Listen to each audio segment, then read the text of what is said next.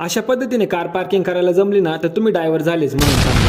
आता वाजलेत पहाटेचे 5:30 आणि मी चाललोय जिमला। आल्या आल्या केली आरशात बघून कॅमेरा फिरवायला सुरुवात आणि मग केलं वजन आणि 100 किलो भरायला ना फक्त 42 किलोच बाकी होतं। मग म्हटलं लागा कामाला आणि मग केली सुरुवात वॉर्म अपला आणि इथं लावलेले मोटिवेशनल कोट्स वाचलं आणि लागलो वर्कआउट करायला। आज होता आपल्या बॅगचा वर्कआउट, तेवढ्यात हा म्हणला आनंद शिंदेची गाणी लावू का, म्हणलं अजिबात नको लावू। मग आपण बॅगचा वर्कआउट पूर्ण केला आणि मारले थोडे बायसेप आणि बायसेप मारून झाल्यावरती मग शेवटी केली सायकलिंग आणि सायकल पळवता पळवता कधी रस्त्याला लागलो कळलंच नाही।